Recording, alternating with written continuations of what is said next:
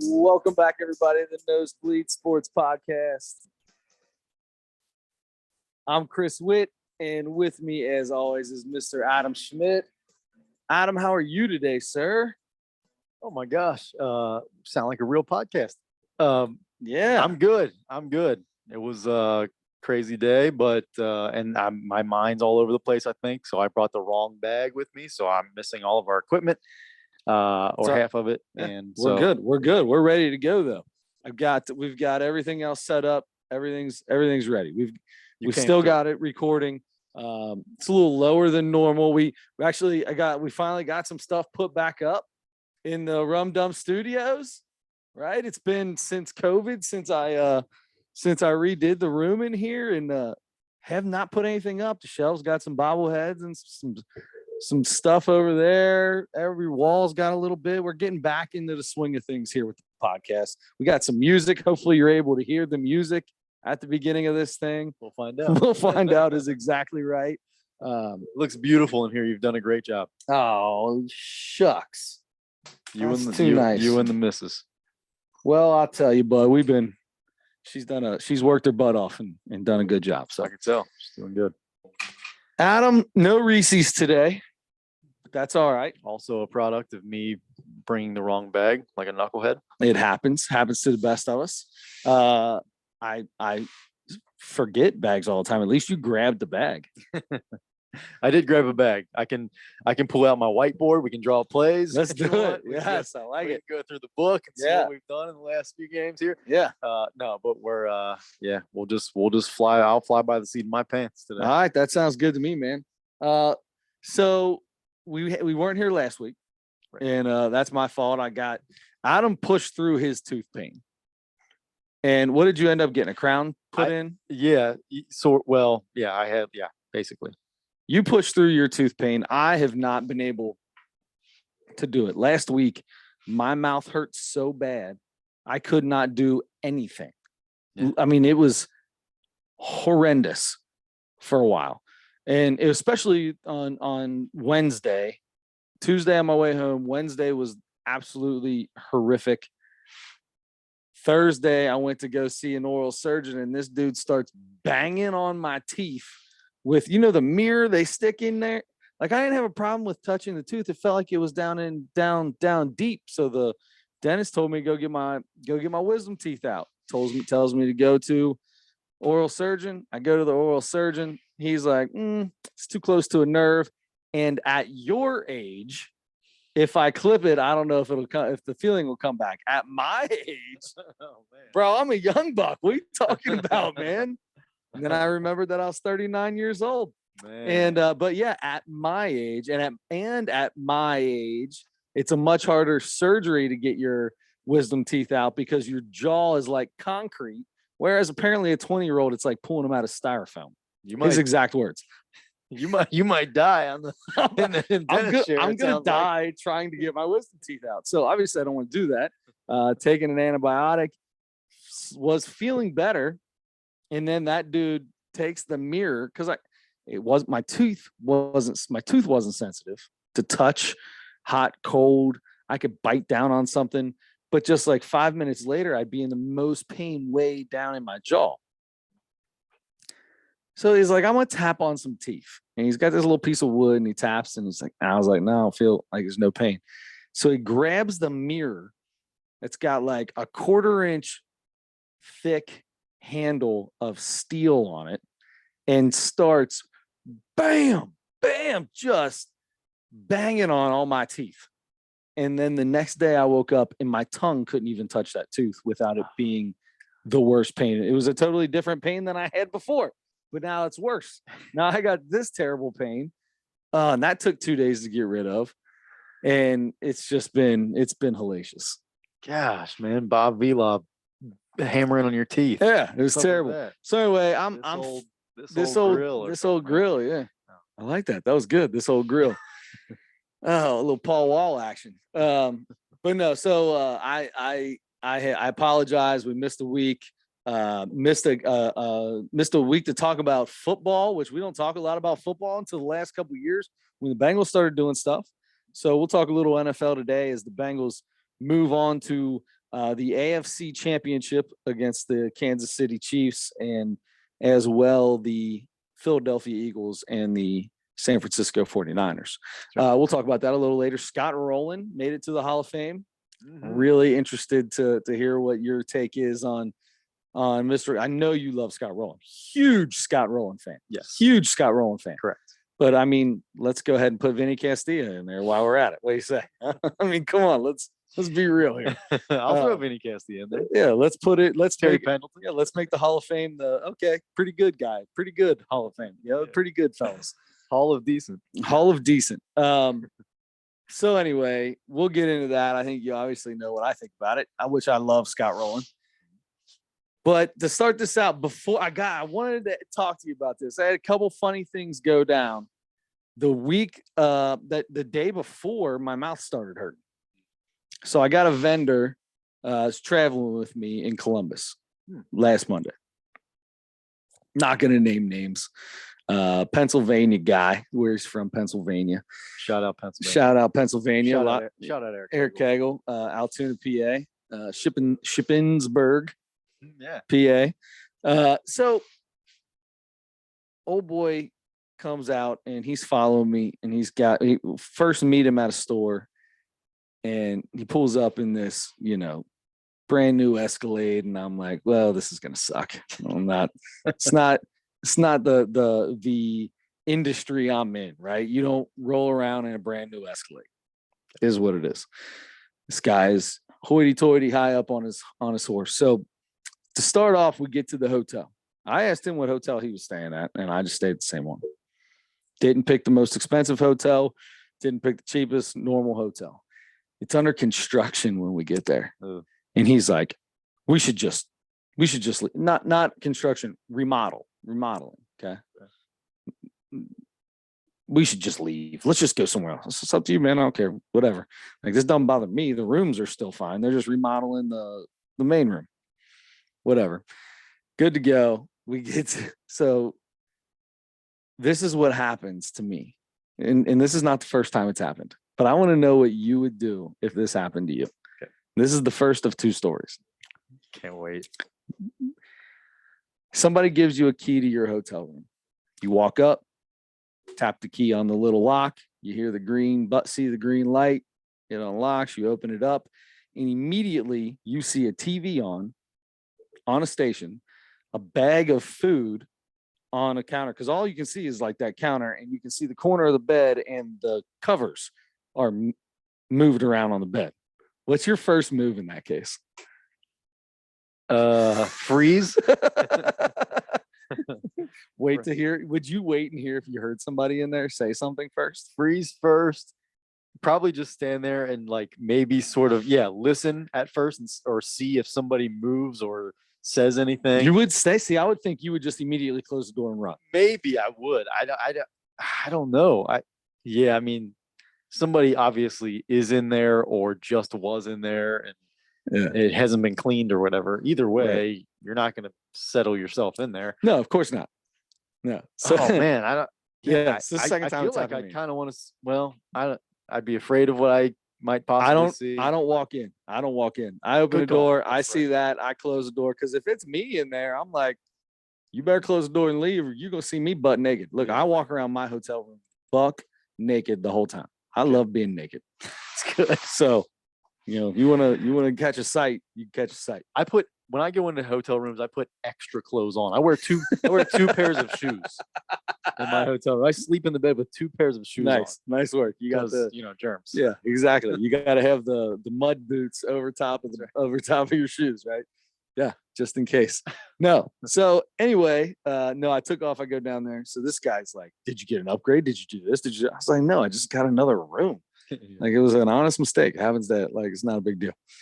So then we go to the bar to have food and dinner and a drink, couple beers, find out we like the same type of liquor, have one. He has one with cranberry. I have one on ice, like a man.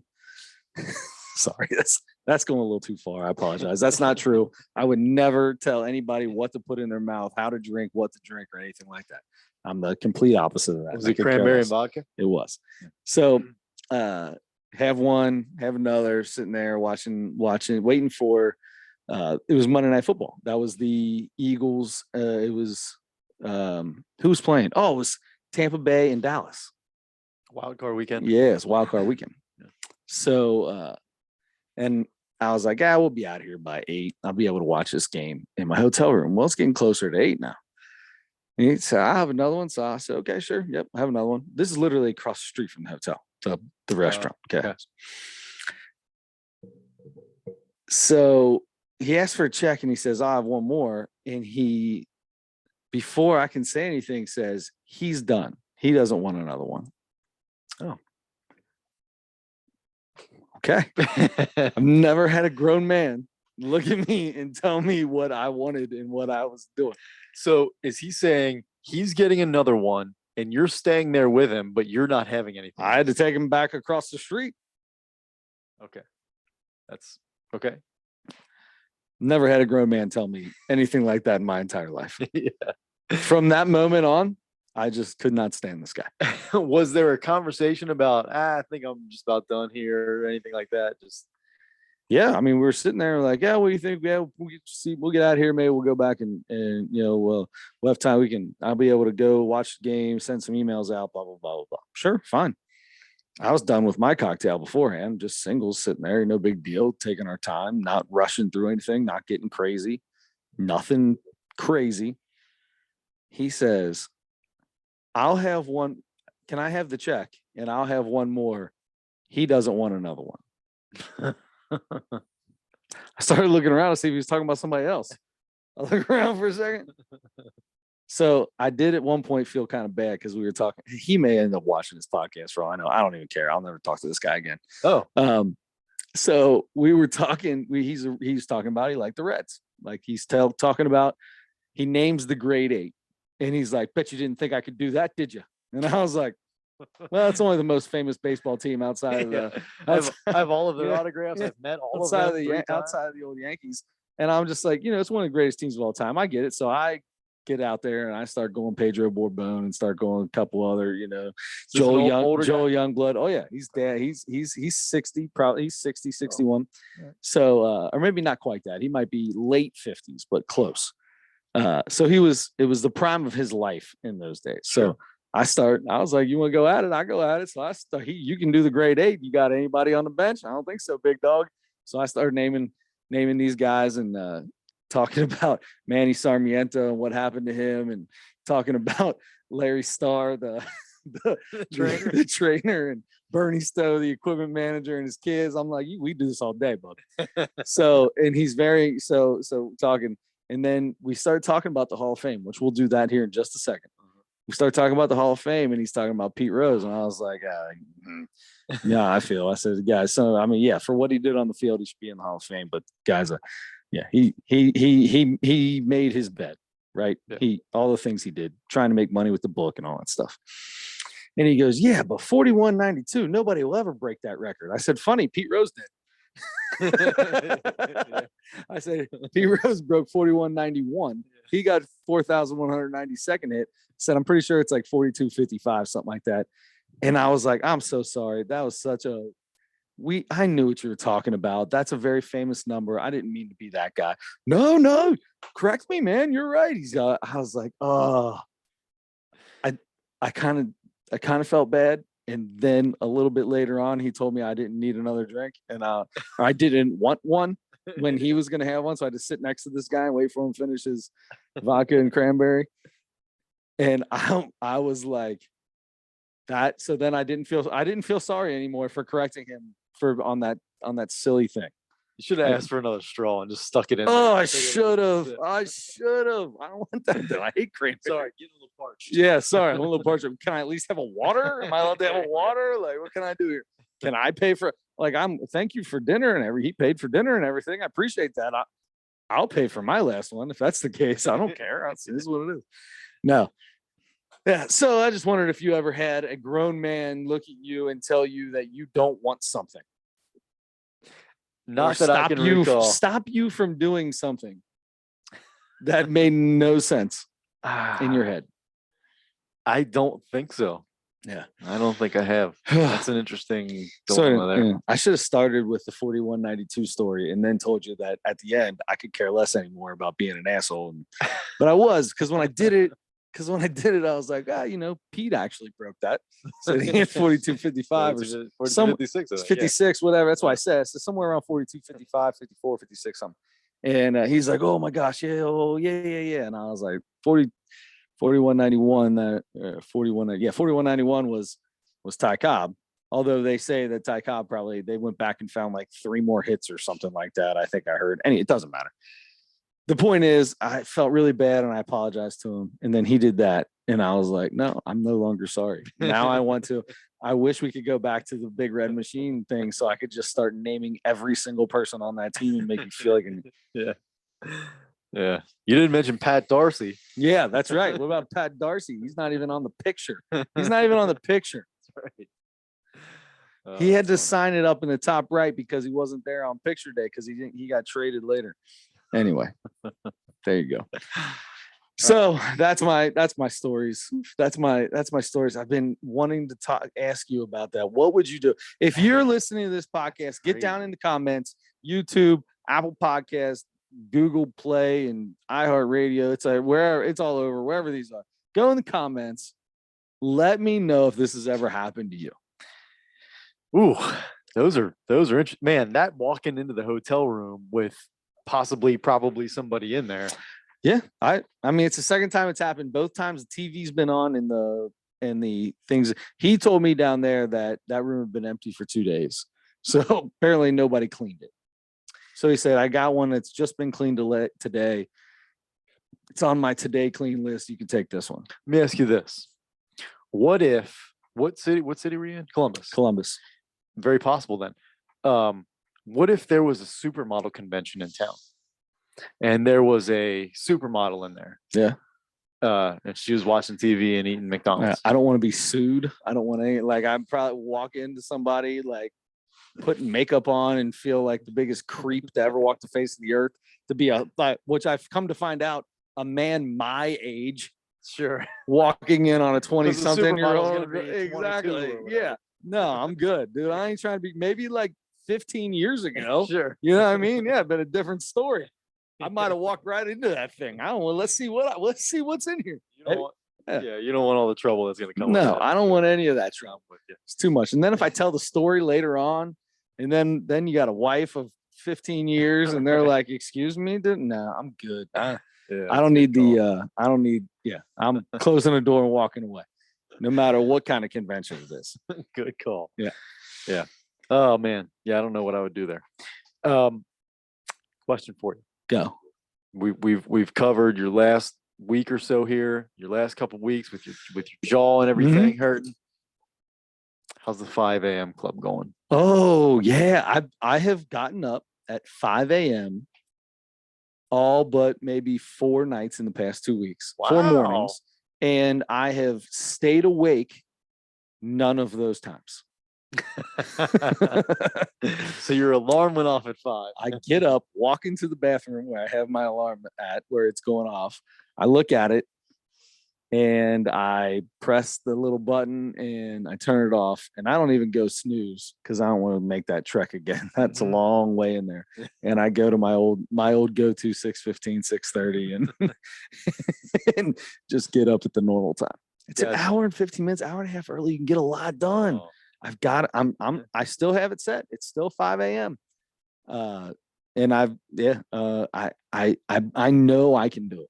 I'm going to do it. I'm going to do it. And the good start is that you're just keeping the alarm on at 5 a.m. So, I mean, if you're just like, you know what, I'm not going to get up at 5 a.m. I might as well just set it for 6:15. Then there's no chance. No chance. If you do get up at 5 a.m., probably a good chance you're going to reset it for 6:15. But now you have a chance. Here's what I need to do. I haven't been turning the bathroom light on. I think I need to get that light on. I think I need to get the bathroom light on right away, close the door, put the bathroom light on, close the door, and before I go to the phone. I think that's something I'm going to try to do. I might try to do it tomorrow, but try to get the light on. I'm going to try to get the light on before. I feel like if that light hits, maybe that'll be that little bit of extra where it's like, okay, all right, just stay up. Maybe I take up, maybe I drink these like energy drinks in the morning. Like when I leave for work, it's a little powder mixture. Um, maybe I make it the night before, sit it in there, get a drink, right? So you get that first little drink of a little flavor boost and, a little grape explosion, I believe is what the flavor is I have right now. Grape in the morning. Huh? So good. Really? Yeah. And we'll talk more about flavors later. Okay. Yes, we will. And kick that. Maybe that's what I need to do. I need to get the drink sitting in there. I need to hit the light, take a drink, and go, okay, put your contacts in and go downstairs. You need to unwrap a dum-dum, stick it in there. Stick it in there. Yep. We will get to dum-dums later on. That's right. Okay. I'm impressed that you're still getting up at 5 a.m. and going to get the alarm. Absolutely. I'm trying it, man. I don't think I'm going for it. It ain't working, but I'm going for it. You got a plan now. You're going to try something new. Mm-hmm. That's cool. Yep. I like that. So there you go. Yep. That's the 5 a.m. club. And if anybody's got any tricks up their sleeve for 5 a.m. to get me up and moving. And that's the thing I was telling some people with baseball. So our baseball team hangs out all year round and we watch the football games because we got a group that the girls are the same age as our girls and the boys are obviously the same age. They play baseball together. So like whether we're at a dance competition or basketball or whatever we're at, we're always kind of running together. So I was telling them about this last week and 4 of them were like, oh, I'm part of that because I have to. Because I have to be up at that time in order to get to work on time. Yeah. It's like, oh, so well, sorry. There's this, I think he's like a neuroscientist or something. He's an ophthalmologist or something, but, and like a neuroscientist, at Stanford School of Medicine. Okay. I'm digging this. Dr. Andrew Huberman. Okay. He's become really popular. He's got a podcast. It's almost like the Joe Rogan podcast. He's got people like that on all the time. He's got like, other doctors and people in medicine and science and that kind of stuff. But he's real the Huberman Lab. The Huberman Lab podcast. That's right. He's a cool guy too. And he kind of like, he does a really good job of explaining things. Now he'll use the big terms and explain things that are hard to understand, but he'll also kind of explain explain it so that everybody can hear it, can understand it. But he talks a lot about, most of what he talks about is like health, like how to be healthier, how to get more out of yourself and everything. And so he talks about the healthiest things in the morning, getting a certain time of sun, like 10 minutes of sun. So within the first like 30 minutes of waking up, you're supposed to get like 10 or 15 or 20 minutes or something of sunlight in your eyes. Like you're supposed to almost look at the sun. So at least get sunlight on you directly and try to look close. This is some Liver King stuff right here. Where old boy walks around. Except this guy is actually educated. There's that. There's this cold therapy. You might. I feel like it's so popular now, but it's like I forget what it is, like 3 or 7 minutes, or maybe 10 or 15 even, like exposing yourself to cold, like extreme cold. And there's a certain temperature and stuff like that. But I was actually doing that for a little bit. So uncomfortable. So like, can you get a shower that cold? Because so. I'll tell you this, he's talking like ice bath, but if you can't hardly anybody has an ice bath. So, sure. Or a cryogenic chamber or anything like that. So like I get in the shower and like, if I wake up in the morning and I had a few too many cocktails, I go straight to the old Andy Griffith, getting Otis, trying to get Otis up. Remember where they go hot water, cold water with them? Remember that? Of course you remember that episode. You're the Andy Griffith nut. Ever since I was a kid and I saw that. So then I grew up, have a couple of drinks, wake up in the morning and I'm like, oh my God, I gotta wake up. I'm feeling like crap. And I will go all the way cold. For as long as I can take it, and then go back to the heat and be like, oh my God, thank you. And then I'll do it one more time just to get that shock of your adrenaline. I don't know if it's adrenaline or like it shocks your body. It releases pheromones and all kinds of stuff. It's you're doing it. So Well, I only do it when I'm hungover, but now that I coach baseball and basketball during the week, I have like one day a week where I can actually have a drink or two, and that's when I'm out of town. So there you go. Yeah. So yeah, and that's what I would take a regular shower, and then at the end of it, just go. And you're supposed to get it like at least like on your neck or something. And so I would just turn the water all the way to cold and just stand there and just try to like use my mind to get through it or whatever. yeah, the mental side of it. Yeah, and so I would deal with it, but I was like, I realized I'm probably going like 20, 30 seconds. That's what I do. Yeah, You're supposed to be doing like 10 minutes or something like that. I'm not doing 10 minutes. Yeah. I mean, I appreciate it, but I feel like after that initial 30 seconds, my body's already got the explosion that's gone through it. Yeah. Yeah. I'm sure anything is better than nothing. But anyway, yeah, I'm gonna have to check this dude out. Yeah. I've been into cool. I've been into the books and books on tape. I don't read books. I don't want to Books make on tape are good too. full I in- just now, within the last couple months, got into tried a book on tape for the first time. So I did the same thing with that audio. I think it's or Audible. Audible. Yeah. Yeah. That's right. So I do that, and you get like one book a month, which seems like I figured if I was paying like 10 or 12 bucks a month for this thing, I would be able to get as many books and they're like, oh, we've got this huge library of books that you can get for free. There ain't nothing in it. There ain't no good books in that thing. So I am constantly doing the book on tape, but I can only get one at a time. I made the mistake of my first book. I got Lord of the Rings. That was 33 hours long. Yeah. So my next book I got was this 5 a.m. club. Oh, okay. That's where I came up. That's where I got this thing. Nice. And it wasn't what I thought it was. It's like this dude telling a story. He's like I don't know. It's not as good as I thought it was going to be. I got you. But the premise was for me to find something to talk myself into, figure out how to change myself to be a morning person. Yeah, that's a good call. I'll bet you there are all kinds of books on that stuff. Good habits. It seems like most of them are concerned with habits. Yeah, that makes sense. I'm having a ton of trouble right now with my headphones. I just keep losing sound. Are you losing sound constantly? Yes. All right. Okay, so good. I'm glad you're doing all right.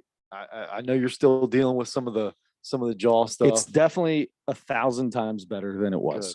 Today has been the best day I've had yet. Nice. By far. Because even like yesterday, like Monday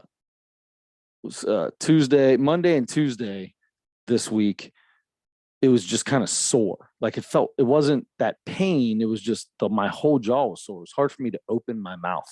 Oh. So that was bad. Like it was like because of the pain I had, it had swollen. It didn't look like it swelled up, but it felt swollen. And it was, but as of today, I feel really good today. Nice. I got 2 days left of antibiotics. I'm thinking I'm going to be 100% on Friday. I just let this thing go.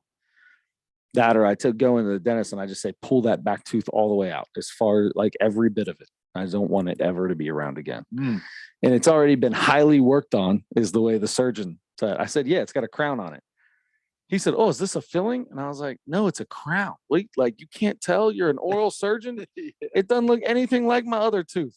It's like got nice round features to like it. Come on, man. You got x-ray right there. Look, that don't look nothing like a other tooth. It doesn't look like it's just got a little cavity filling, like a little dot in the middle of it. This whole thing. This one's white. The rest of them are some sort of yellow shade. She does a really good job. My dentist does a really good job of making sure that my crowns match my teeth. Yeah, she colors them for me. She, just bring mother of pearl. Have you seen the? I forget what they call them, but it's like different shades of like people of color. Yeah. It's like world colors or something like that. So it's like the yellow and red brown, and brown, like all different shades of brown and light. Yeah. So she pulls out like one of those, or like the same thing with like all different shades of yellows, all different shades of browns, all different shades of whites. It'd be funny. Okay. So I think we can move on to Yeah. what we were going to talk about with the Hall of Fame, the Baseball Hall of Fame. You mentioned Scott Rolen was inducted with 76 point something percent of the vote, like only 5 votes more than what he needed. Right. So just barely squeaked in. It is a little bit seeing some of the other guys on that. And we've talked, I think, the last couple of years about some of those guys, Gary Sheffield and Jeff Kent and some of those guys that, and, of course, the Andy Pettits. And then we talk about the Barry Bonds and the Roger Clemens and all those guys. Well, those are odd. That's different stories. Yeah. So Scott Rolen did get the call, and that's kind of weird to see Scott Rolen as the only guy. Well, Fred McGriff is in, I guess, with the old timers. Yeah. With the See, even the committee. crime dog, I don't see him as he's not a Hall of Famer. I love Fred McGriff, and the crime dog was the man. He was not a Hall of Famer though. It's funny to see. I saw tons of stuff online about it last night when that news came out, and a lot of people that were like, "This is the reason Scott Rolen only did this. This is why he shouldn't be in the Hall of Fame. Or if Scott Rolen's in, these 25 guys should be in or whatever."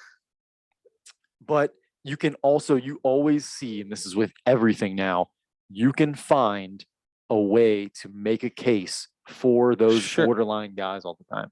Yeah, but if you here's my thing. If I have to make this is the Hall of Fame. If you have to make an argument to get someone into the Hall of Fame, to me, then they probably don't deserve to be in the Hall of Fame. It's, I heard that argument too. Rob Parker, we were talking about that before we started. He was saying the same thing. He's like, if I have to have a conversation about it, try to figure it out, then he's not a Hall of Famer. I agree. You should be able to say a name and I go, yes, Hall of Fame. Albert Pujols, Hall of Famer. Ken Griffey Jr., Hall of Famer. Joey Votto. So then not a Hall of Famer? I'm asking you. If somebody looked at you and said Joey Votto, I would say Hall of Famer. Okay. I would. He was the best at his position for a number of time. Paul Goldschmidt, Hall of Famer. Okay. Nolan Arenado, Hall of Famer. Easy Hall of Famer, yeah. Right? I can go through a lot of guys that are playing now and say it. But you'll always have the guys that you might think Joey Votto, a Hall of Famer. Okay, but then, like Raul Mondesi, not a Hall of Famer. No, probably not. I mean, I always want to see everybody's numbers and compare them to other guys. But I feel like we pay attention, especially back then, to sports enough to know, okay, that guy was as good as they got. Like that, I heard Christopher Russo, Mad Dog Russo. I can't stand that guy. He gets on my last nerve. But he goes, I'm just going to make a case for Jeff Kent. And to me, you say Jeff Kent, and I don't say Hall of Fame. But Jeff Kent, like every single category, was better than Scott Rolen. Yeah.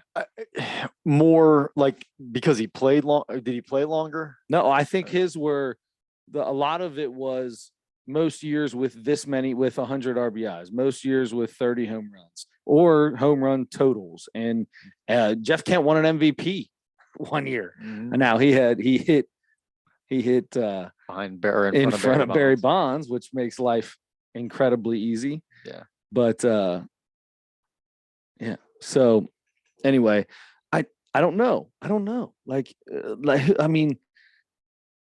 Jimmy Rollins. Is he a Hall of Famer? No, huge fan of Jimmy Rollins.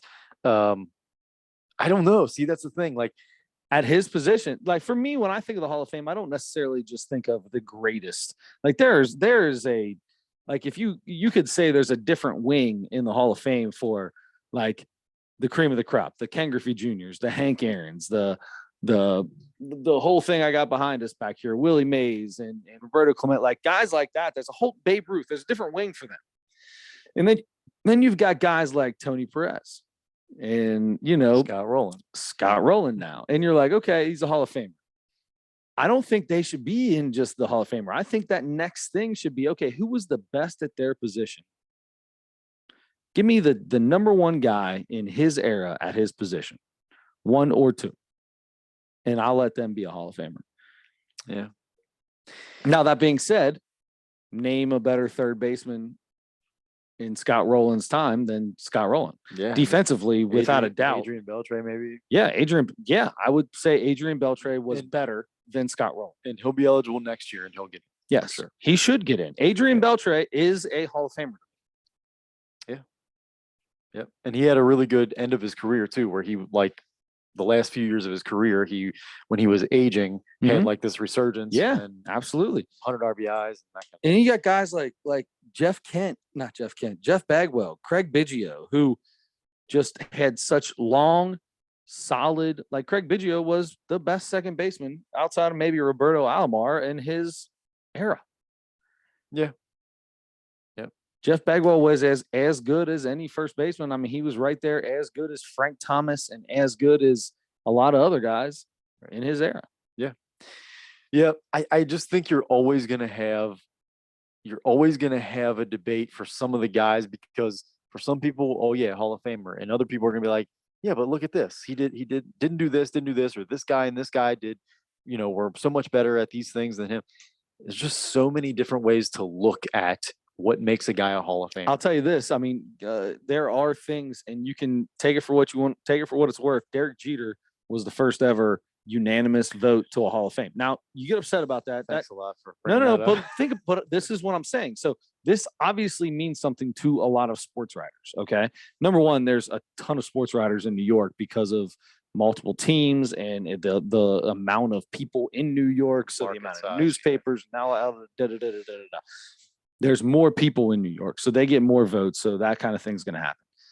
But that being said, they obviously look at more things than just stats. Mm-hmm.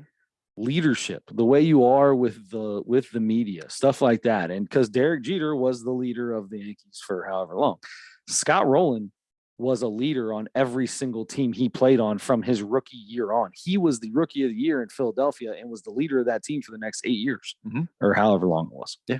And then he went to St. Louis and was the leader of that St. Louis team with Albert Pujols, with Yadier Molina. He was the leader of that team. Yeah. Jim Edmonds was on that team.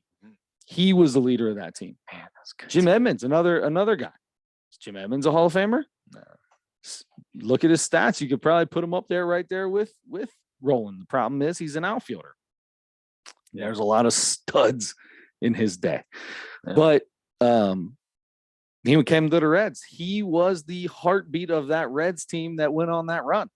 Scott Rolen, yeah. He changed the way that team was. When we went out and signed Scott Rolen, Brandon Phillips is Brandon Phillips, but like the way those two were together was great. When they batted back to back in the All-Star game, and Rolen was on first, and he goes first to third and starts clapping and gets jumps, like that stuff's cool, right? I mean, that's unbelievable. Yeah. So maybe there's a way for me to talk about it if you want to put some of the intangibles in there. If that means a lot to these guys, if it really is something that you're going to look at, I started looking at Scott Rolen a little bit differently, because Jeff Kent was a D-bag apparently to a lot of guys. I mean, he had to deal with Barry Bonds' enormous head that got bigger and bigger the older he got. How about that locker room? Probably. Yeah, I mean, they got into a physical fight in in dugout. So forget about the locker room; they just get at it in the dugout. Yeah. But yeah, that's So maybe and I don't know. Maybe Jeff Kent was a really good guy, but with that mustache and the way he looked, he just looked like he was not a friendly person. Yeah, I don't know. It's the other side of the world. Yeah. I'm just saying, leaders of team, if that means something, the way you're liked in the locker room, the way that you're liked by the media, the way you are, the way you carry yourself as a major league baseball player. Yeah. I mean, you have to have the numbers. That's a must. Yes. But will something like that put you over the top of other people? Yeah, I believe it can. I believe it probably should if you're a borderline guy. I do. And that probably is or might be what got Scott Rolen there. Yep. So I guess I kind of talked myself into saying I'm okay with Scott Rolen being in the Hall of Fame. I think I just talked myself into it here, because before, when we started this podcast, I wasn't a big fan of it. But I think I've just talked myself into it. The coach in you, I think. It comes out. Yeah, I think you might be right. The because that's one of the biggest things.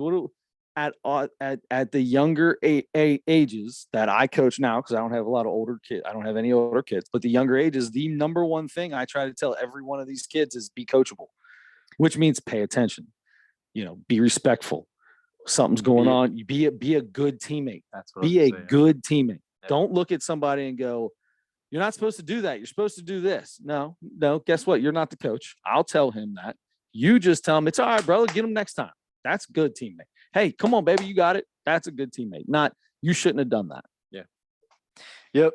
Yeah. Going through the little bit of that on my team too. Mm-hmm. That's going to happen, kids, because we live in a world now where everyone feels like they have this Voice, maybe, God-given right to say whatever they want to say anytime they want to say it, and that's okay. And it's okay because there's freedom of speech.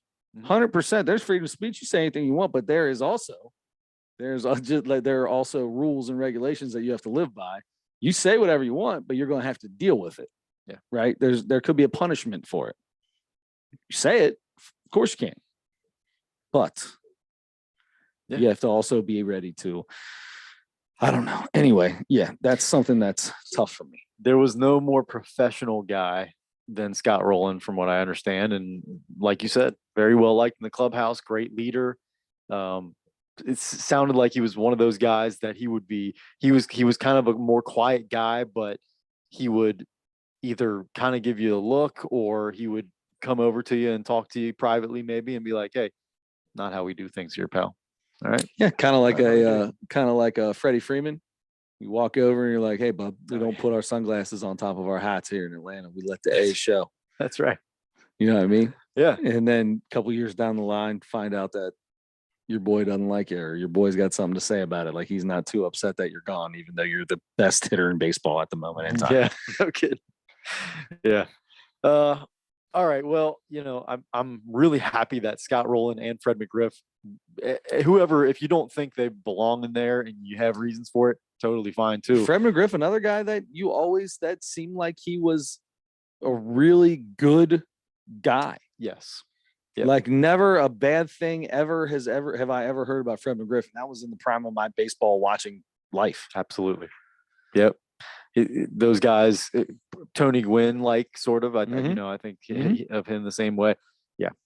Good player. And now Tony Gwynn, easy Hall of Famer. Tony Gwynn, that's the other Hall. That's the Hall. That's the easy. That's the, I say a name and everyone says yes. Yes.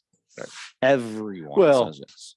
Not everyone. I mean, only Derek Jeter gets that honor. But anyway, that also is the dumbest thing. You get to write how many 7 people down? You 10. Can 10. You can vote. You can vote for 10 people, and you're telling me that there's somebody that didn't vote for Ken Griffey Jr. the first time. That there's somebody that didn't vote for Tony Gwynn the first time. That there's somebody that didn't vote for Greg Maddux the first time. There's somebody that didn't vote for Nolan Ryan the first time. It's the most Hank Aaron the first. That's the most ridiculous thing I've ever heard in my entire life. If anything, I hope that being done ushers in a new era of, if Albert Pujols retires and someone doesn't vote for him,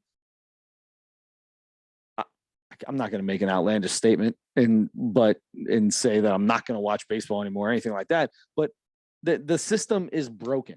Yep. If Miguel Cabrera retires, which both of them did this year, and doesn't go in unanimously, the system is broken. Yeah. It's broken. And there is you can't tell me Miguel Cabrera is not walk out of the dugout, out of the locker room and into the Hall of Fame player. Wasn't there some suspicion with or some sort of thing where I don't know if he tested positive for something, or there was a lot of speculation about him having some sort of PED tie? I don't know that I haven't heard anything. I mean, most of those guys you've heard of, right? Like even Big Papi came out and Andy Pettit and guys like that who, there was suspicion or it was something, but it never, like they just came out and got in front of it and said, yep, made a mistake. That was me. Boom. And then you never hear about it ever again. I feel like I would remember something like that with Cabrera, but Not that I don't think so. I think Cabrera was more like a Pujols, just a monster hitter. Yeah, and both of them ended up way bigger than they were when they got into the league. But a lot of people do that when you come from another country and you start playing baseball, and we see you at 18 and 19 years old, and when you're 30 something with a major league locker room and weight room and trainers to tell you exactly what muscles to be working on for your specific sport are going to be bigger. It's just is what it is. Yeah. I think of Manny the same way though. Just I know that his name was tied to something, and maybe he tested positive for something. I can't remember, but Manny Ramirez tested positive 3 or 4 times. That's right. Not once. When they moved the suspensions to if you test positive, the first one was 50 games, then it was 100 games, then it was a season, and they did that. He got suspended for an entire season. That's when and then nobody signed him back. Oh, that's right. That's right. He got all 3 of those. Yeah, Manny Ramirez, 1,000% HGH user. But he was multiple times. But he was such a good hitter, and he wasn't like a 50 home run guy. He was a 330 hitter. He was more. I think of him more like that. And for that reason, he was a heavy gap hitter, and he did hit a lot of home runs. But he did. But for that reason, I think of him as like, but he's like Bonds. Yes, just say it. Bonds just had one of the best eyes ever. Easy easy Hall of Famer, no matter what. Yeah. But anyway, I don't know. It's still weird to see some of those guys' names on the ballot every year, and like they're still on the. Yeah. Anyway, I saw a thing where I don't think I saved it, but the next 4 or 5 classes, the guys that are going to be eligible. Garbage. No. Mostly some guys that like Beltre's next year, in like 3 or 4 years. Pujols and Molina are both going to be in the same class. Is it 5 years after you retire? I think it's 5. Yeah, in baseball. Well, Pujols and Molina would be at least 5 years away. Yeah. Is it 5? Yeah, I think so. Anyway, there were some guys coming up, and that's going to be a class. You got Pujols, Molina, and Cabrera. Did Molina retire this year? Is this Molina's last year? Yeah. So you have Pujols, Molina, and Cabrera that will all be eligible. And once again, they should all 3 be unanimous vote to get in. Yeah. Shouldn't be like it should be that easy for guys like that. Guys like that should be that easy. Clayton Kershaw, walk-in Hall of Famer, right? Yeah.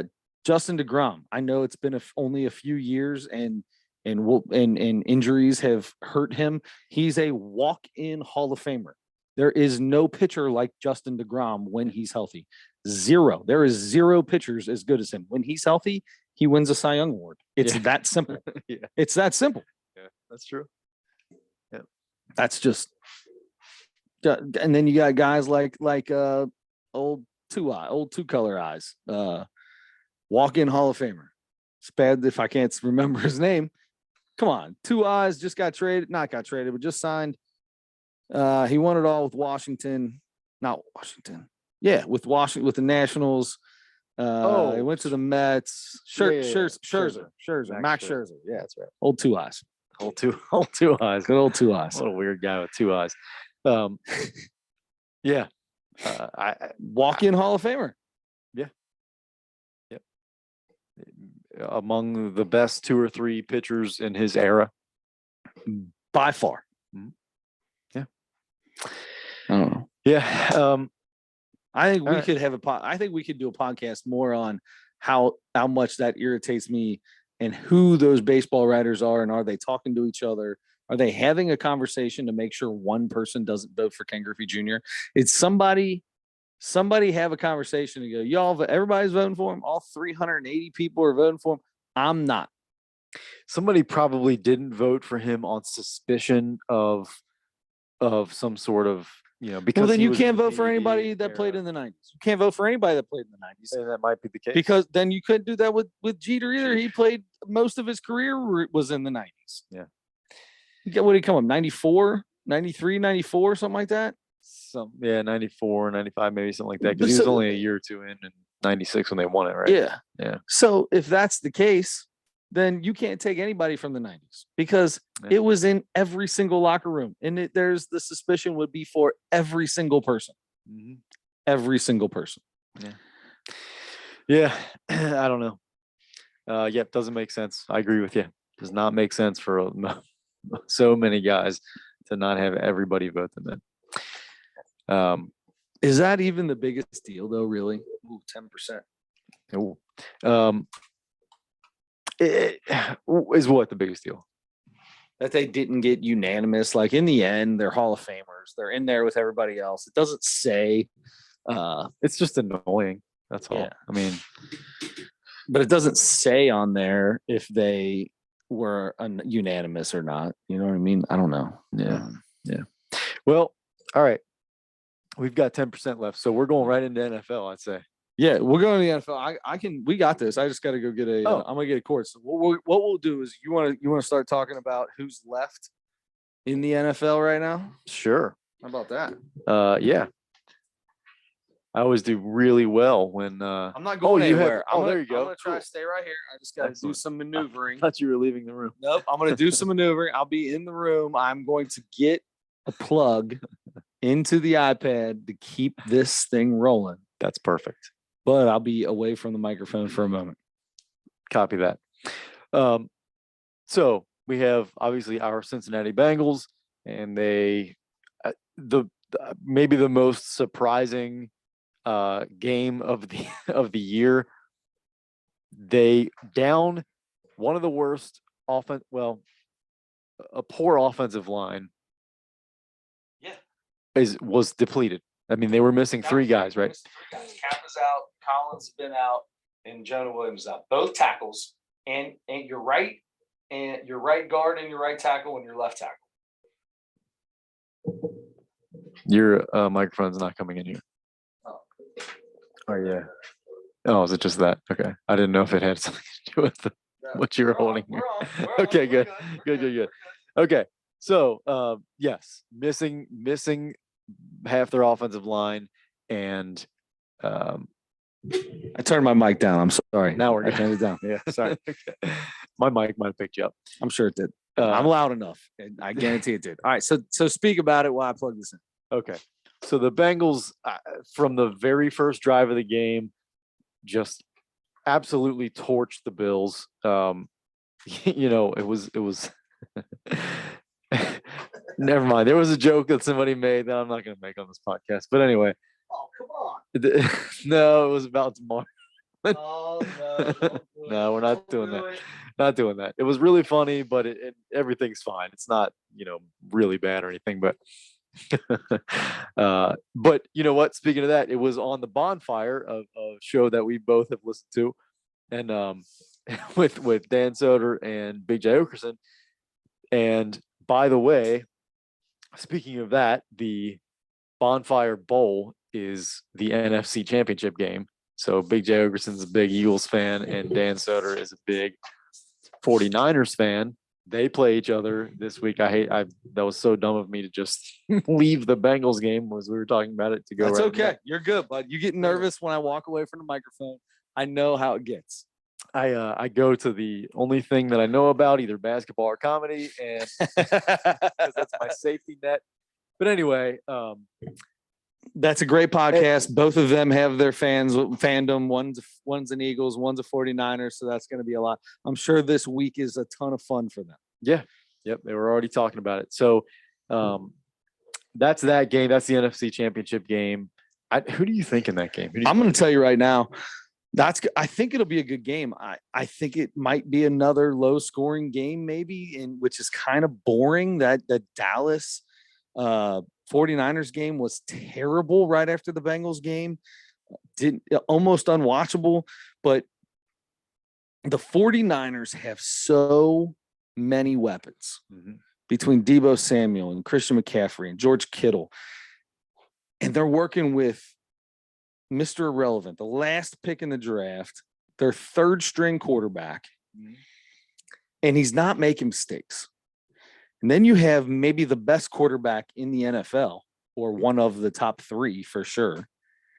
in Jalen Hurts on the other side, who is playing out of his mind with a hurt shoulder. The Eagles hurts. His shoulder hurts. By the way, you guys did just hear Chris say Jalen Hurts is by far better than Joe Burrow. He did just say that. In the NFC. I meant to say Oh. in the NFC. That's why I said one of the top 3 in the NFL. That may have came out wrong. He's by far the best quarterback in the NFC. It's not even close. But he's also one of the top 3 quarterbacks in the league. Here's the deal. This is a tough game for me. I got family that are big Eagles fans.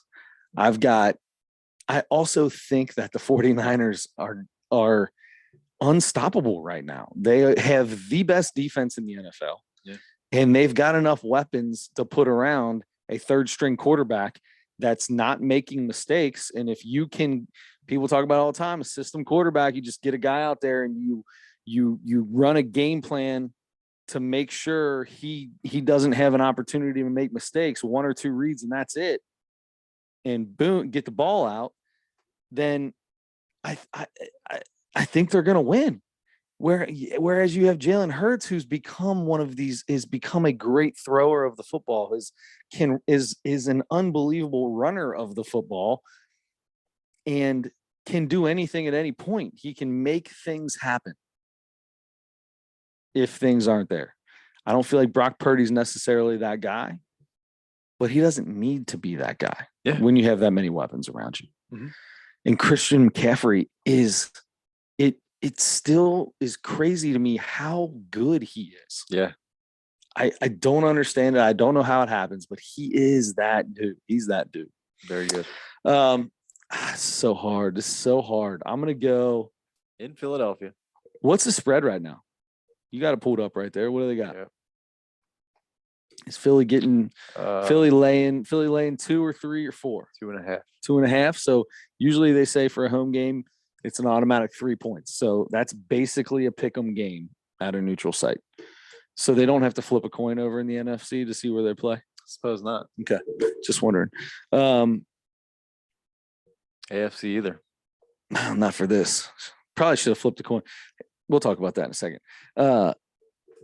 I'm going Mr. Irrelevant in the Niners. Oh, it hurt. My dad's gonna be so mad. My Aunt Betsy's gonna be so mad. I'm rooting for the Eagles. Okay. But I think the Niners are gonna win. Okay. Does that make sense? I think I'm maybe almost the opposite. I think I might be rooting for the Niners a little bit and think that the Eagles might have a better chance. Really? Yeah. So what is it about the 49ers that make you root for the 49ers? Because as a Cincinnati Bengals fan, I would never root for the 49ers unless you want that. Part of that is it would kind of be fun. The 2 Super Bowls that the Bengals have been in were against the 49ers. Not anymore. They've been in 3 now. Oh, yeah. And we've lost all 3. Oh, what was the other one? I don't remember that one. Must have been like the 50s or something. Anyway. It's hard. It's hard being a Bengals fan right now and having this happen like this so quick because we don't know what to do with it. Yeah. We're still stuck in the 80s, brother. That's right. But yeah, so 2 of the 3 Super Bowls they've been in were against the 49ers, both 80s. Yeah. But so anyway, maybe that would be fun. Also, I do like if I have friends that are big fans of teams, sometimes I sort of not adopt those teams, but at least root more for them. Yeah. You got a buddy who's a Niners fan? I don't, but I'm a big Dan Soder fan. Oh, I gotcha. Yeah. I don't know. For some reason, I love Big J Gerson too, but I'm sure he did it. He doesn't do it. Yeah, but Big J doesn't do Randy Macho Man Savage like That's Dan right. Soder. That's the difference. So anyway, Dan Soder or Randy Macho Man Savage, former draft pick of the Cincinnati Reds, so probably a Bengals fan. Of course he is. Or is he dead? Yes, he is. Okay. Yes. Randy Poffo is dead. All right. All right. So how about the Bengals game? Let's go to the Bengals game now. Joe Burrow has just won his 5th, was it 6? I can't remember how many playoff games. He's the winningest playoff quarterback in Cincinnati Bengals history and has been in 2 postseasons. That's cool. That is who we have been rooting for our whole lives. Yeah. That's why, like, I always like I this past Sunday didn't feel like last year. It didn't feel the same. Yeah. It almost felt like maybe not expected, maybe because we were up by 2 scores the whole game, but it felt maybe a little bit expected is the word. Like we were expecting now to be a game that we can go out and win. The other games were like, oh crap, what do you think? Oh, I mean, we're in it. You never know. Here we go. And now it's like, oh no. We are one of the best teams in the NFL. I don't remember that ever. Yeah. You know what struck me watching the Bengals-Bills game was all last season throughout the playoffs, and even to start, even like in some of the games leading up to the end of the season here and this long winning streak the Bengals have been on, and then these first couple games here in the playoffs, I was like, the Bengals have caught so many breaks. They've been a super lucky team, I feel like, the last 2 years, especially last year. And because the opponents are, getting so many penalties against them, and penalties in big situations. Mm-hmm. That's happened a lot in the last 2 years for the Bengals, in the Bengals' favor. And it's hurt them in a couple big games as well. But yeah, I gotcha. But I feel like it's been, there have been some major, especially last year. And watching that Bills game, I was thinking, you know what? I'm thinking this whole time they're lucky, and they have been. But there's really good teams get that kind of luck. That's it. It's not luck. It's not luck anymore. That's where that luck thing goes. That's right. Really good teams don't have to be lucky because they make less mistakes and make the other team make more mistakes. Exactly. And it's not necessary. That's what I was hoping you would get to that point. Yeah. Because I wanted to hear you get off of the luck thing, because it's not, I don't feel like it's getting lucky. I feel like it's better preparation. They are one of the least penalized team. They might be the least penalized team in the NFL. I know they're in the top 5 of least penalized teams. Mistakes happening in that case, right? And turnovers, they cause turnovers. Not a ton. They're probably in the middle, but they don't. They don't exactly. So when you don't turn the ball over that much, you don't have to be one of the highest turnover teams. You just got to be in the middle of the pack, and you're going to look like it's going to feel like you turn the other team over a ton because you don't do it. Yeah. Just be on the plus side of the turnovers. And that definitely struck me watching that game. I'm like, okay, they're catching a lot of breaks because they're good and they're making breaks for themselves. One of my favorite things I heard during that game. So like we played Baltimore, and it was a tough game. That Baltimore game was tough. I mean, outside of a 98-yard fumble recovery, right? That game could be different. Lamar Jackson's in that game. That game could be different.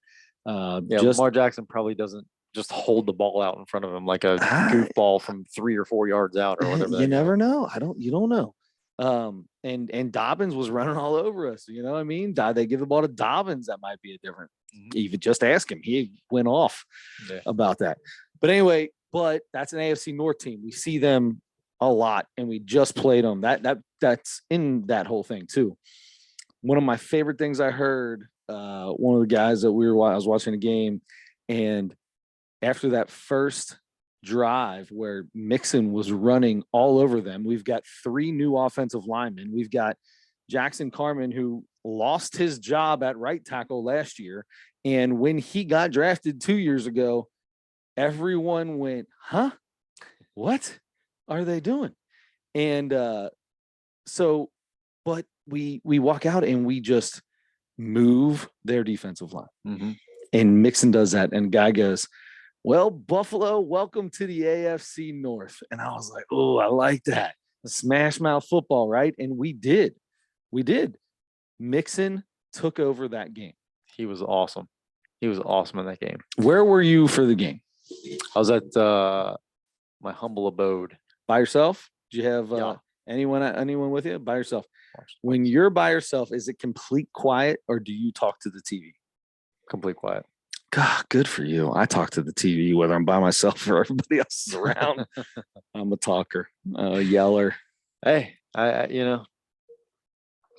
might be like come on, get a stop here, something like Yeah. that, maybe once in a while. Yeah. But yeah, pretty quiet. Yeah, Pretty quiet. If nothing I'm at to- the game, I'm the same way, to be honest with you. Sure. Yeah, no, I know you are. I know you are.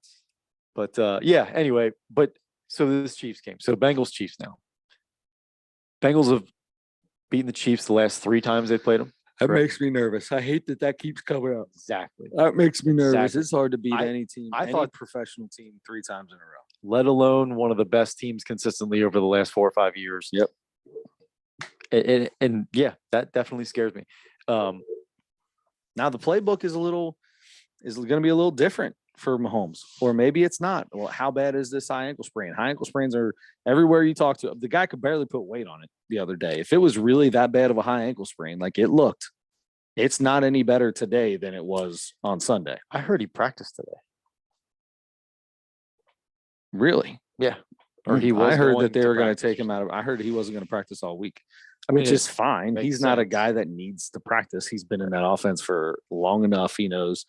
But I'd love to see how, because that's the big thing, right? Like everybody's talking, well, if you can't let Patrick Mahomes extend plays, this is a beatable team. Like, of course, they were beatable when he was able to extend plays. Our defensive line just rushing 4 against Patrick Mahomes did a phenomenal job of containing him. And we had a spy and we had everybody else back. Like you had coverage. Now they're talking, well, Lou Anarumo needs to blitz because run right at him, keep everybody coming at him now that he can't get out of the pocket. I feel like the Bengals have the advantage by being able to stick with what they do and don't change anything.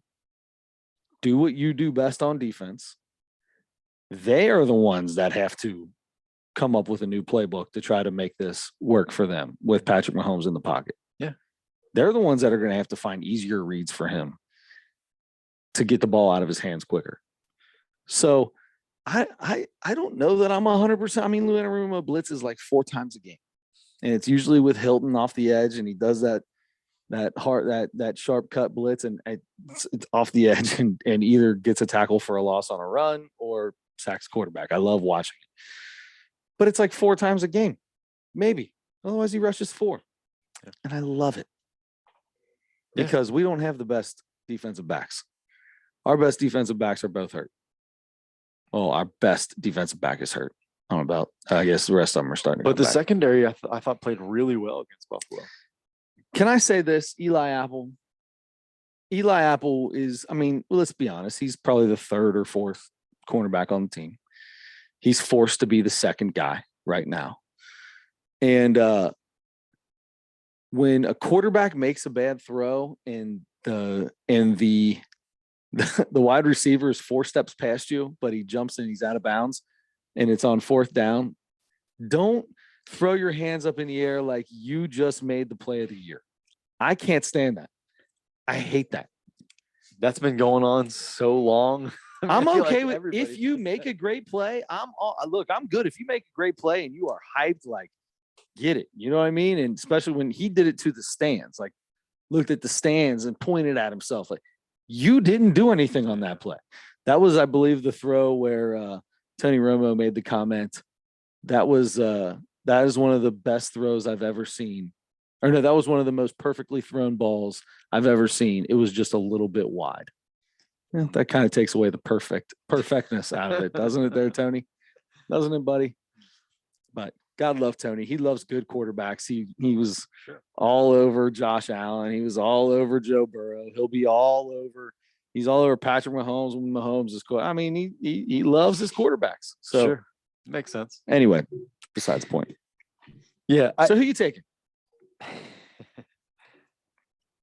It's really hard for me not. It is probably a silly thing to think about because every game is a different game. It's, the last game doesn't really, I'm sure they're going to watch film. They already have, and they're going to take whatever they can, both teams, away from whatever happened in their last game, maybe their last couple games. But it's like you said before, that really, I can't escape that feeling like, oh, I thought they were going to lose the last game they played against them because you can't beat a team that good 3 times in a row. Yeah. Now we're talking about the same thing four times in a row. and four times in 13 months. Yeah. Basically a year. 2 of them for the AFC Championship. Yeah.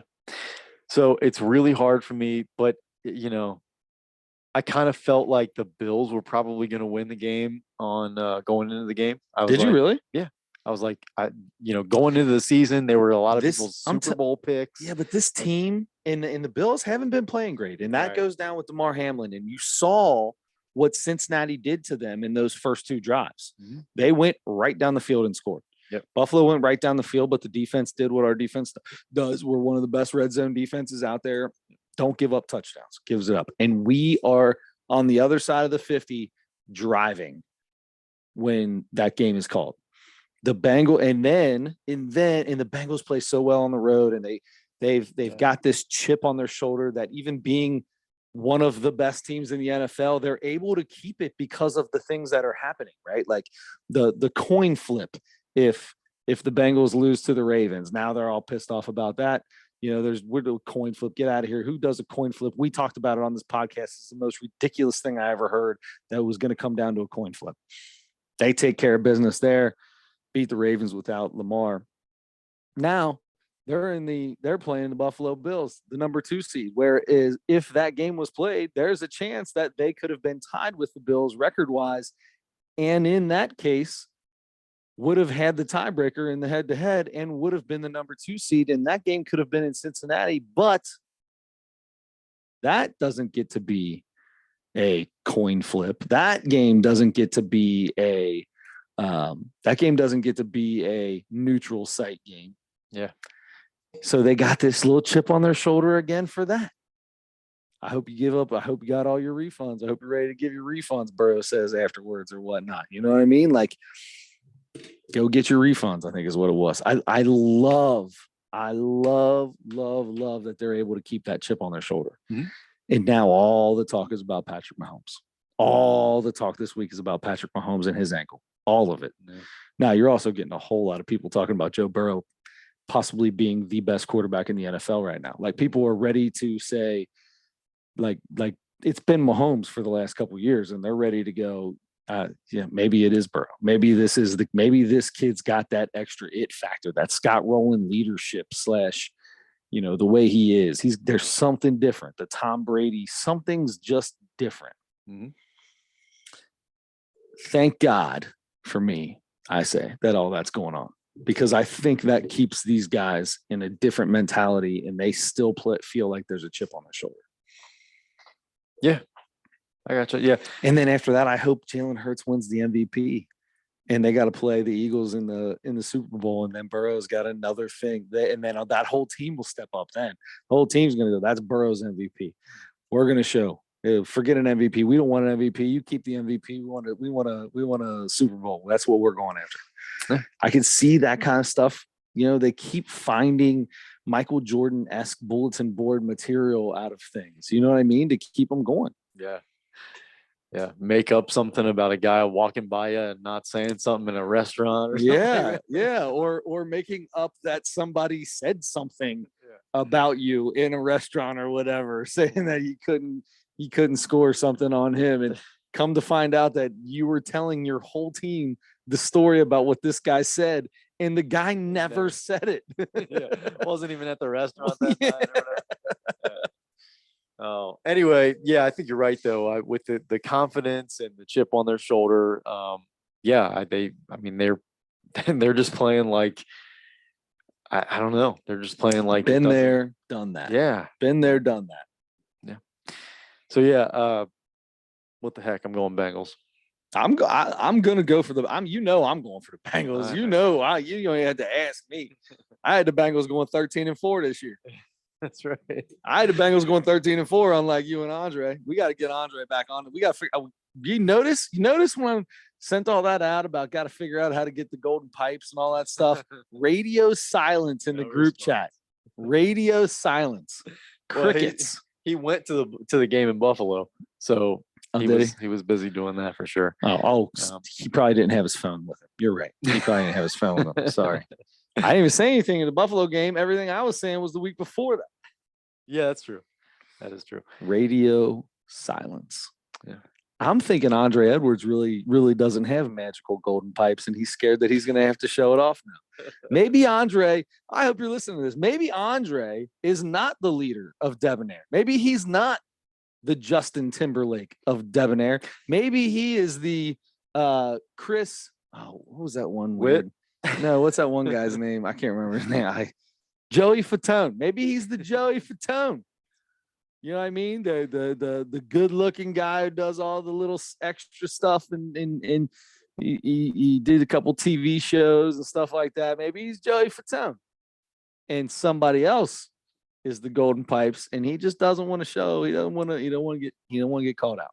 Shots have been fired. Shots fired. All right, We're ready, Andre. We're ready. All right. We'll come to you. We said we'll come to you. I will pack up the studio. Well, at least the board and the mics. And I've got another mic. You bring your own mic. Bring your own microphone. Bring your own. I don't want to see a synthesizer though. Is that what they call those things? Not a synthesizer. It was auto tune. Don't. We don't auto tune over here. No auto tune. Me and Adam had to go a cappella. We will come to you. We will find a time and a place that we will make this work. You've lost a bet. It's time to pay up. And we're not doing it over Zoom. You need to. I was gonna say we both did it over Zoom. So I'm wondering if he'll say, "Hey, I'm doing it over Zoom. You guys did it over Zoom." If he wants to do it over Zoom, I guess I'll allow it. But I'm saying right now, we want to come to you. We want it to be. I'm in. I mean, this is a collegiate vocal cords. This is collegiate athlete vocal cords that we're getting. This is classically trained singing. Mm-hmm. I don't want that to be over Zoom. I feel like we need to get that recorded the right way. It would be much more wonderful for us. Sure. to hear it in easy person. for you to say. Yeah. Okay. Anyway, I'm hoping we can get together with him for real. He's talked for the last few years about, man, I got to get into the studio sometime with you guys. It's hard for him. He's got kids that are doing all kinds of stuff. Trust me, I get that. We do this podcast at 10:30 at night on a Wednesday just so we can do it when the kids are not playing something or asleep. Yeah, and he lives farther away. He does, but I'm willing to go up there too. So anyway, we've got Bengals 49ers, I guess, in the Super Bowl, huh? That's right. Is that what I picked? I think that's what I picked. Is that what you picked? Bengals, Eagles, 49ers. You are going to go 49ers? Well, I'm going Eagles then. Oh, okay. We both said 49ers. Oh, I thought you said I think the Eagles are going to win, but I'm rooting for the Niners. And I said I think the Niners are going to win, but I'm rooting for the Eagles. So if we're going who we're rooting for, then I'm rooting for the Eagles. Okay, let's do that. I'm rooting for the Eagles for my family because they're Eagles fans. My dad is going to be in Georgia with my aunt who lives in Pennsylvania, which doesn't make any sense. But they go to Georgia during the winter months, right? Go south, right? Snowbirds. But he's going down there to watch these two games. Is that right? Yeah. She's a huge Eagles fan. Her husband is a huge Pittsburgh Steelers fan. Cool. Uncle Jeff. So they're going to be together. Dad's going down to watch it with him. And I've already got the yes, indeedy, as long as there's no snow, Kegel brother will be back in Cincinnati if the Bengals make the Super Bowl. Yeah. Awesome. Very cool. So, you know the drill. You know where we'll be on the Super Bowl Sunday. Yeah. Feel free to come on by. All right. There you go. Get through this week. Yeah. Got to get through this week. That's the whole thing. Got to beat Mahomes. I keep saying that. Did this the other day. We were talking about stuff like that. And I said, let's get through Kansas City. Right. Next on the list, that's the football, I guess, what we got. Let's talk the Mount Rushmore this week. Mm-hmm. Was did I pick the Mount? Yeah, I picked the Mount Rushmore. The Mount Rushmore of dumb sucker flavors. Yes. Pretty excited about this. Adam, when we did sunflower seed flavors, you did a lot of research. You bought multiple flavors of sunflower seeds. I did. Did you do anything for this? Excuse me? Did you It's buy so a bag rude. of Dum Dums and just kind of get a few licks on each flavor? No, but for a while there in the office, our little group, our department had somebody, you know, those like little styrofoam. Well, yeah, anything styrofoam, but Yeah, you stick a bunch of Dum Dums in it. Yeah.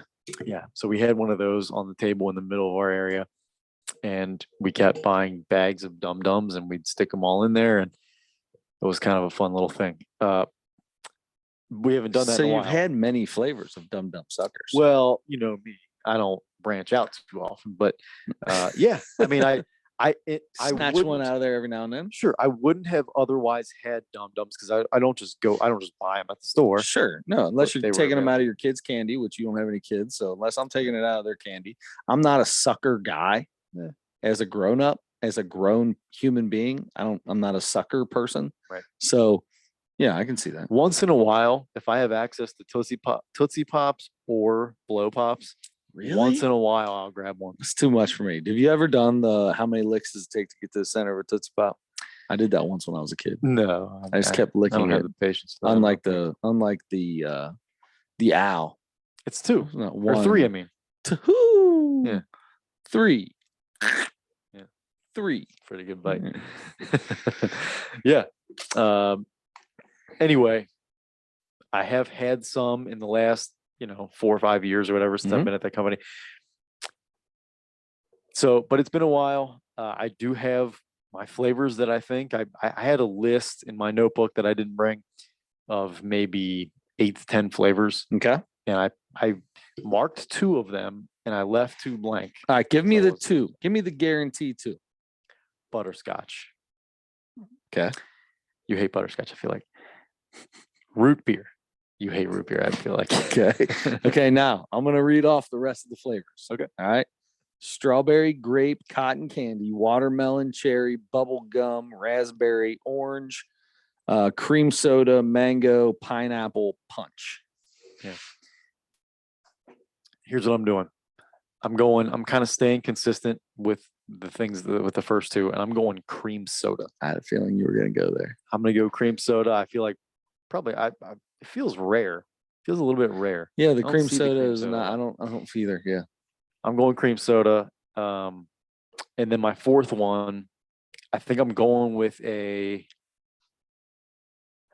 between watermelon, strawberry, and cherry. Mm-hmm. And I'm gonna go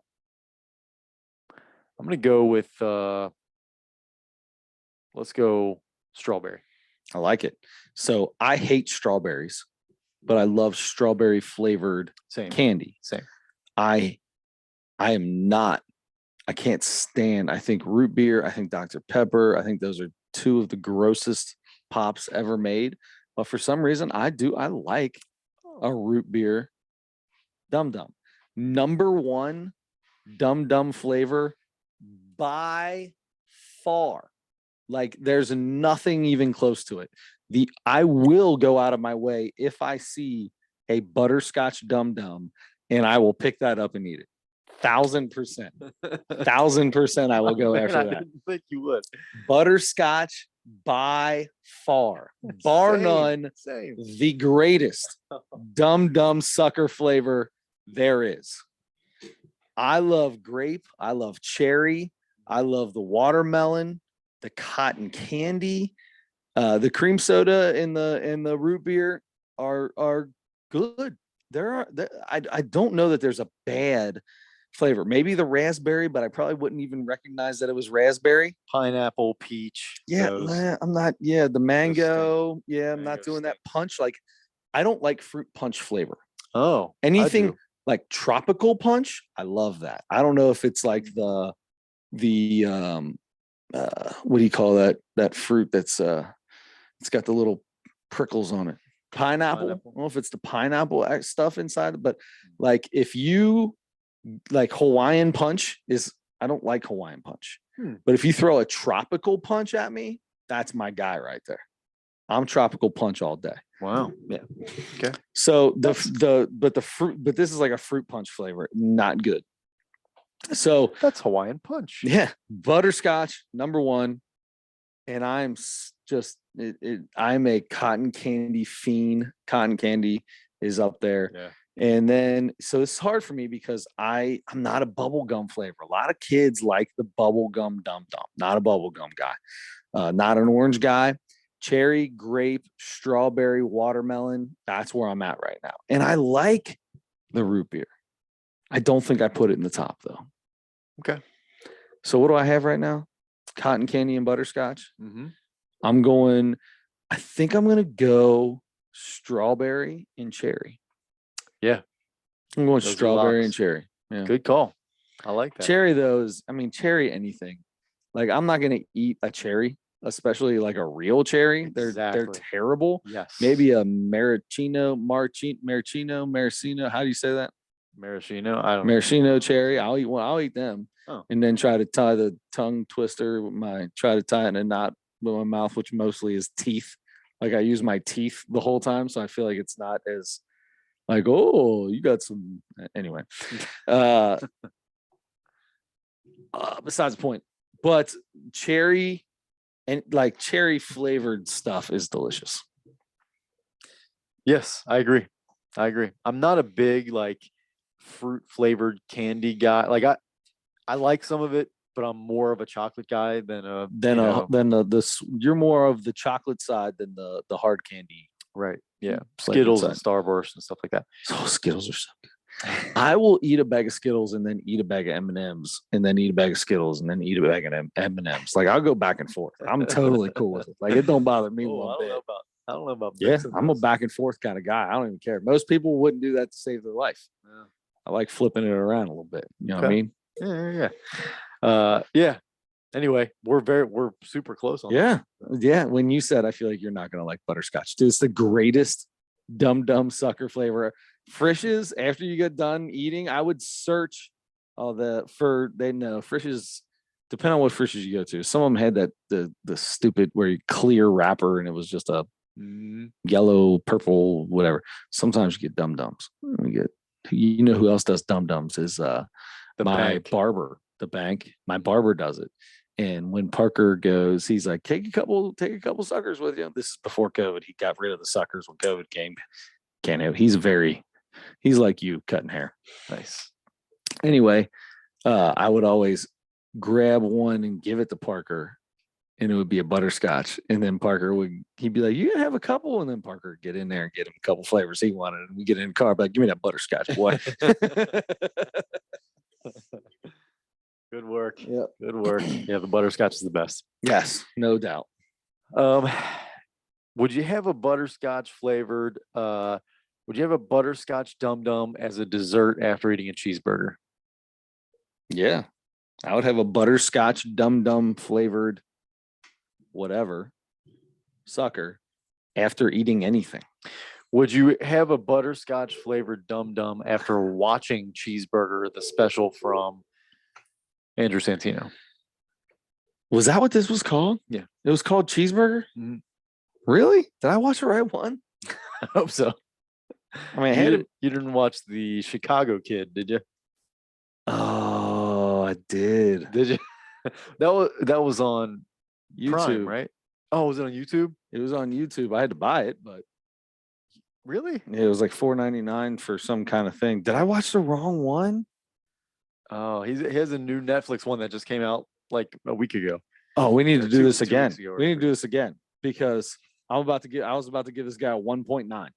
Oh, this was going to be a bad rating. What was that one? I'm going to tell you what it's called. Let me pull this up right here. I wonder if that's a real old one. Home Field Advantage. Home Field Advantage. Yeah. And it was all about, first one, maybe 2017. Oh my God. Dude, I screwed up. I didn't even look at that. It was the first thing that popped up when I typed in Andrew Santino. Oh, that's so bad. And it was so bad. It was. I know I've seen it. He was in Chicago, and the people in his hometown were like in there, like he's making jokes, and you could hear him trying to laugh for him. They were trying to laugh. It was like, And then like he made a joke and nobody laughed. And then he kind of stood there and everybody started clapping for him. Like, it's all right, buddy. Keep on chugging. Oh boy. It was one of the worst specials I've seen. I was gonna give it less than a 2. I was almost gonna go 2.1 because I felt bad for the guy. He wasn't funny. Okay. I think you're gonna like Cheeseburger better. Okay. I messed up. I'll watch. I will doing Cheeseburger next week. Okay. It's on Netflix. Netflix. I guess I just went straight to YouTube because you picked it because you're always on the YouTube I'm always on guys. the YouTube guys. Yeah. Man, I'm sorry I screwed that No, up. no. I screwed up, and I paid $4.99 to join a subscription on YouTube to be able to watch it. I'm so sorry that you paid And for me that. too. It was terrible. Hold on, I want to see services included with purchase. You have to pay for that? Hold on a YouTube? second. Yeah, I got. If I go on to here, I can find my. That's on Prime. Is that what it's on? Maybe that's why I had to pay for it because I watched it on YouTube. I have Prime. Yeah. Even worse. So yeah. All right, hold on a Worse. second here. There's somewhere that shows your subscriptions on. You got to go to iTunes, right? So because it did it through Apple. You know, you do the double click thing. Yep. I've got to find this now. I don't even know how to get to iTunes on my phone, to be honest with you. So talk about so you can't talk about anything because we're basically done now. That's okay because I have something that I meant to tell you like a month ago Okay. during our comedy segment, comedy related, and now it's even bigger. Okay. I have in the last month, 2 months purchased tickets to 4 upcoming comedy shows. Oh, nice. Okay. In March, I'm going to see the Sklar Brothers. Are you? I am. Nice. Those guys are goofballs. They are. In April, I'm seeing 2 shows in April on back-to-back nights. On April 21st at the Funny Bone here in Cincinnati, I'm seeing Mr. Dave Attell. Nice. Bumpy mics. The very next night, I'm going to Indianapolis to see Mr. Dan Soder. Oh, Dan Soder, your main man. My guy. Nice. May 20th, Holy cow, look at you. I'm going to see Dimitri Martin, who you were not a fan of, at the Taft Theater. Yeah, but that doesn't mean I wouldn't be a fan of him in general. Just what that one special might have been. Yeah, where it was. You might love, especially live. Usually comedians are even better live. So this is called YouTube Watch Listen something Comedy Dynamics. Oh. $4.99 a month. And that is going to be a big old cancel subscription. Baby. Yeah. Watch, listen, stream, YouTube. Comedy Dynamics. Adios. All right. Also, May 20th, that same night that Dimitri Martin is here at the Taft Theater, there is a show at Heritage Bank Center. D.L. Hughley, Cedric the Entertainer, Mike Epps, Earthquake, all together. Oh, man. I mean, that's a big show. That's a good one. I would love to. I already have the Dimitri Martin tickets. Otherwise, I would definitely go to that show. Wow. Where's Heritage Bank? That's the NKU, right? That's the old Crown and the Coliseum and all that. Oh, U.S. Bank. US and blah, Bank, blah, blah, yeah. blah. It's been a million things. Okay. Yep. Man, that is going to be a good one. Yep. I always wanted to go to the original Kings of Comedy if they ever came around. You know what I mean? And that's half of them right there. Yep. And you're getting another old cat. Two of them really. I didn't realize how old Mike Epps really even was. Man, that's a good one. And we just watched the Earthquake special not too long ago. Yeah, that was pretty good. That was good. It was good. Yep. The thing is the first. I mean, I've seen him in things, but never like that. I was the same way. Yep. That's but awesome. yeah, a lot of A lot of good ones coming up. Good for you. There's Excited. What's his name? Tennessee kid. Nate Bargatze. He is he's gonna be somewhere. My buddy Mike Little is the biggest fan of him. He's gonna be somewhere again. I went with him to Columbus, him and his wife, to go watch him, and they're going somewhere in April, but I have baseball every single weekend. Like I have baseball. It's constant. So I wasn't able to go with them when they're going. I can't remember if they're going to Indianapolis or if they're going to Columbus again or where they're going, but I saw he somewhere released halfway some local. tour dates. Yeah. Yeah. Yep. Yeah, he wanted me to go. That'd have been a good. It's a good time. I love going to those comedy shows, man. They're so much fun, and they just make you happy. You know what I mean? You're Yeah. laughing. You're going somewhere to laugh, man. It's so great. Yep. Love that. Yeah. It's a great date. It's a great place to take a date Yeah. because they're gonna laugh, or maybe it's not because maybe you laugh at something that they didn't think was very funny, and that all right, this ain't gonna work. Suddenly you got a Will Smith, Jada Smith thing going on. Yeah. She's mad that you laughed at it. Is that what happened with that? I didn't hear that. Yeah, the Chris Rock thing. Is that why he got all pissy and walked up there? So because he had to redeem himself? He laughed at the Chris Rock's joke about Jada Pinkett Smith's shaved head or whatever. Will Smith laughed at it, and then he looked over at Jada, and Jada went like that, and he went Keep up your and smacked name him. out of my mouth. Mhm. Then all that went out. Yeah. Wow. Yeah. Didn't know that. Is that like video from the other side or something like that? There's video of it. Yeah. Come on, Will. I know. Come on, Will. Such a fan of that guy. It Ugh. stinks I'm to hear still, other. you know what? I'm still a fan. Me too. I make mistakes in my everyday life all the time. And I feel bad for the guy too, because I hear stuff all the time about how tough their relationship is and how rough she is on him and stuff. Yeah, and she goes on to this red table thing and like airs it all. Yeah. She told him about whether it was cheating on him or they were taking a break or whatever. With her son's friend, who then gets on the tweet box and does what kids do. Yeah. Poor Will. That's why he's got that during COVID. Did you see Will during COVID? Those were some hilarious. It was on Snapchat or something. It was hilarious. But he took like his little garage and like turned it into a man cave and did all kinds of funny stuff during COVID. I don't know if I saw that. I feel like he posts all the time, and he's pretty good. He's hilarious. Yeah. Will Smith. I wanted to be Will Smith. Yeah. I wanted to be the Fresh Prince of Bel-Air. There's almost no show better than Fresh Prince of Bel-Air. God, it was so great.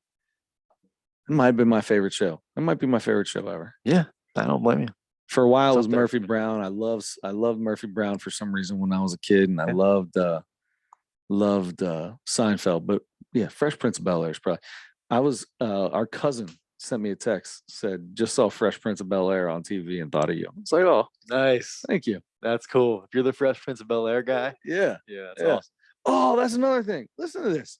Got great people in my life. Oh yeah, people give you pick-me-ups every now and then, Sure right? You get a little pick-me-up when you're not expecting it. Okay. So I'm not going to name any names or call anybody out, but this person was in was taking some kind of class for leadership or something like that.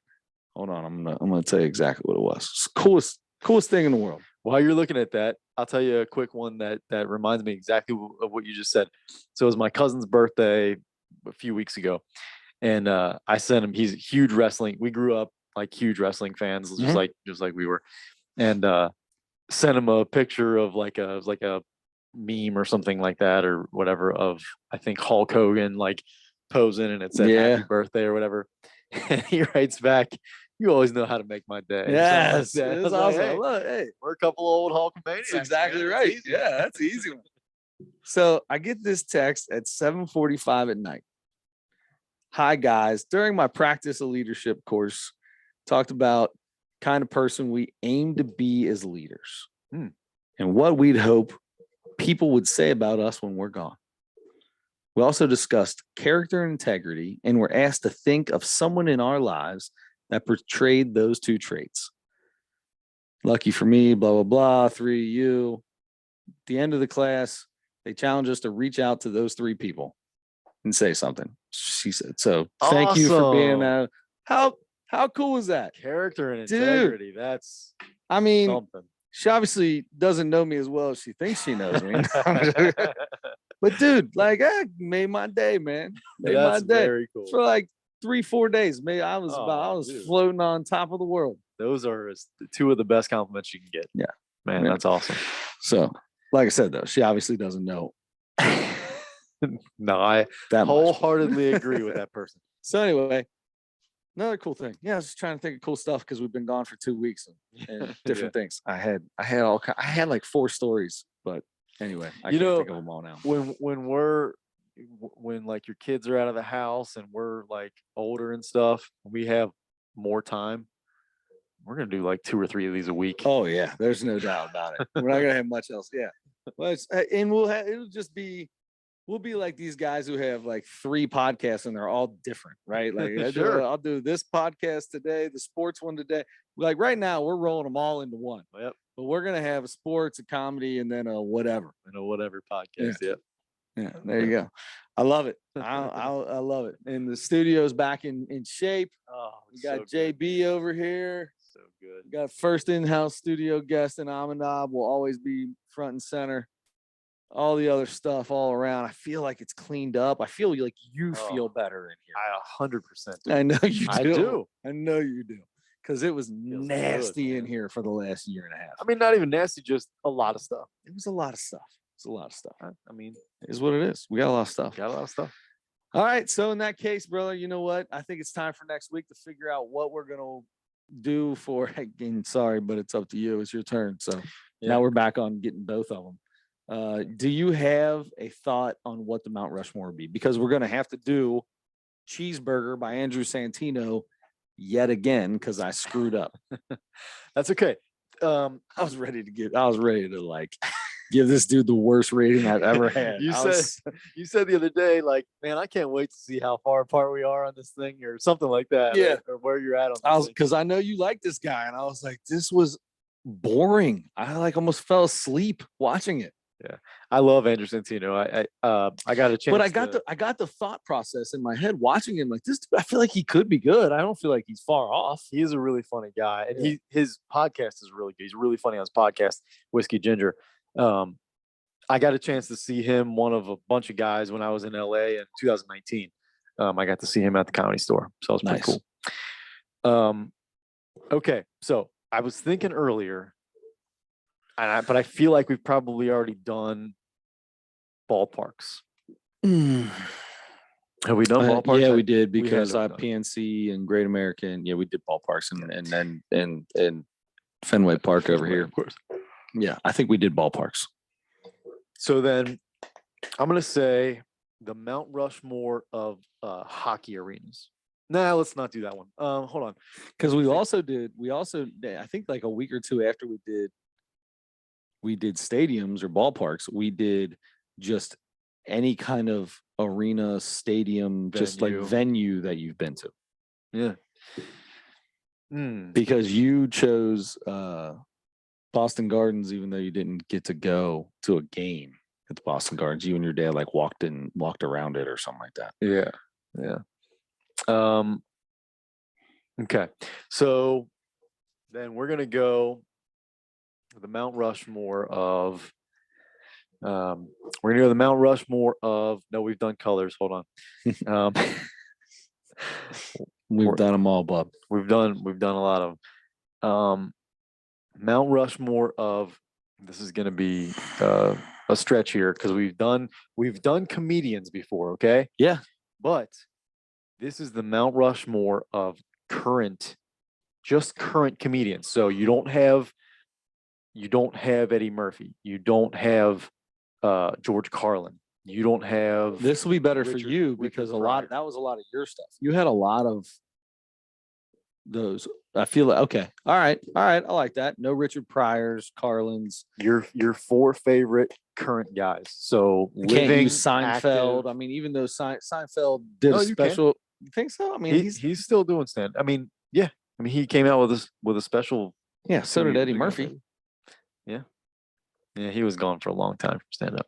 So I don't feel like I didn't see Seinfeld do any stand up for a long time either. Yeah, I think he still does pop into clubs though. Sure, I'm sure he does that kind of stuff. I mean, he's a New York guy, so I'm good. I'm good with that. I like it. I can make this happen. I think he can. I can do this. I'm ready to go. He's not one of my favorite comedians anyway. Oh. I like him. I like his TV show. That doesn't mean like his comedy is the best thing in the world to me. I got you. So, all right, that sounds good. All right, and then we'll go back to Andrew Santino cheeseburger. So we you working from home tomorrow? Because it is I am. late. Good thing.